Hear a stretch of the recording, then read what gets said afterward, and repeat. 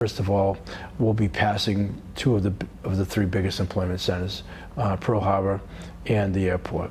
Now, the airport has a lot of employees, and so does Pearl Harbor. And Pearl Harbor, they park on base. The Navy preferred to have them come in on shuttles, but anybody who works at the airport or goes to the airport has to pay for parking, and it's not cheap, and it's a hassle, and so on and so forth. So there's a great cost benefit to this in that regard.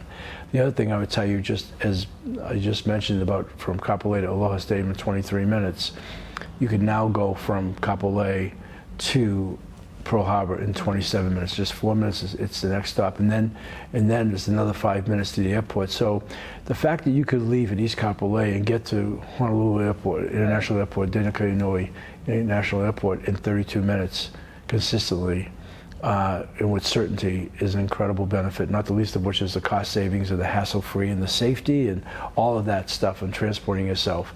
The other thing that I want to say is that the economics of this really now start to work in people's favor. You can buy a monthly pass for about the cost of a gallon of gas, a tank of gas, I'm sorry. And anybody who's commuting from the west side knows that they go through multiple tanks in a given month. So right there alone, it'll be an economic benefit, not the least of which is maybe perhaps even for young couples or anybody who's been in a two-car family could now for the first time, seriously, if they work there, or in fact I want to take it further in a second, but they can actually think about the possibility of maybe having only one car. That could be a considerable savings to a young family, you know, when you consider car payments being what they are, cost of insurance and fuel, the end of a given month, very easily could be $1,000 a month that people could save. So I mean, there's benefits there. It's certainly going to be a real stimulus to TOD. The thing that I really want to say that I don't know if a lot of people really have thought about this, because we've talked so often, because we built it from west to east, about the ride into town, thinking sort of a one-dimensional. Where this is really going to be terrific is when people are coming home from work.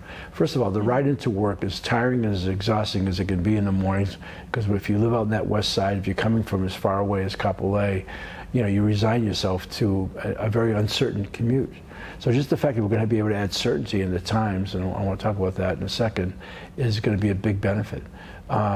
But it's the ride home from work at night when you've been tired, it's been a long day, and now you're not even sure what might be happening on H1, or, you know, and so, you know, the fact that they can say, hey, I can be there. And then you add to this the fact that our time periods, we're expanding now 7 days a week, 365 days a year, from 4:30 in the morning to 10 p.m., 4:30 a.m. to 10 p.m.